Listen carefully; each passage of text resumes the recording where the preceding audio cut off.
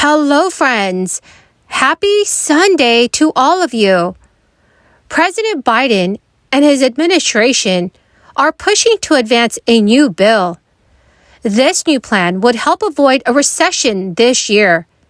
Economists say that this bill should be signed into law immediately. Dear friends of mine, please make sure you watch until the end of this video for all the details.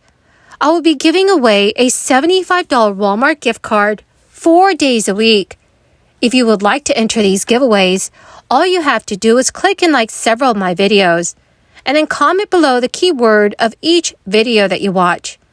The more videos that you comment on, the greater your chance of winning. And the next giveaway is scheduled for tomorrow, so please stay tuned for that video. Funeral. So, but this morning, I want to talk about, I think it's a historic day for our economic recovery. Today's national unemployment rate fell below 4% to 3.9%, the sharpest one-year drop in unemployment in United States history. The first time the unemployment rate has been under 4% in the first year of a presidential term in 50 years. 3.9% unemployment rate. Years faster than experts said we'd be able to do it. And we have added 6.4 million new jobs since January of last year, in 1 year. That's the most jobs in any calendar year by any president in history. How did that happen? Well, the American Rescue Plan got the economy off its back and moving again, back on its feet, getting over 200 million Americans fully vaccinated, got people out of their homes and back to work, even in the face of wave after wave of COVID. We got schools open. We got booster shots. We brought down the poverty rate. It went from 20 million people on unemployment rolls a year ago to under 2 million people on the unemployment rolls today. Senior Biden administration officials pushed back on some economists' projections of an impending recession, arguing that it is possible to curb inflation without causing a major economic slowdown. Treasury Secretary Janet Yellen said today, "It is President Biden's top priority to bring it down." And Federal Reserve Chair Jerome Powell has said that his goal is to bring down inflation while maintaining a strong labor market. That's going to take skill and luck, but I believe it is possible. Yellen also said she expected the economy to slow because of the Federal Reserve's interest rate hikes, but stressed that consumer spending remains very strong, even as people shift their spending patterns to accommodate higher food and energy prices. Yellen has also told CBS News it's clear that most consumers, even lower-income households, continue to have buffer stocks of savings that will enable them to maintain spending. That sentiment was shared by National Economic Council Director Brian Deese, who also pointed to low proportions of people missing payments on mortgages and credit cards.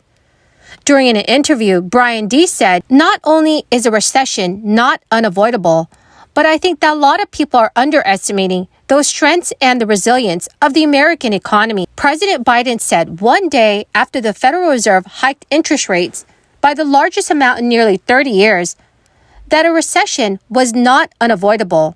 The rate hikes, which makes borrowing more expensive, aim to contain price growth by reducing demand to better match supply. But as businesses curb spending in response to the hikes, employment growth is already beginning to slow from the torrid gains seen earlier in the year. Jerome Powell has indicated the central bank will continue raising interest rates to restrain the economy, with Fed officials expecting to hike interest rates by another 2 percentage points by the end of this year. That would be the highest since the 2007 to 2010 financial crisis and recession. The Biden administration has repeatedly stressed it will not interfere with or pressure the Fed's efforts to raise interest rates. But some leading economists have disagreed with the administration's optimism. Former Treasury Secretary Larry Summers said Sunday on NBC News that he predicts a recession by the end of next year based on historical trends. Senate Minority Leader Chuck Schumer and Senate Democrat Joe Manchin have been privately meeting to negotiate a bill.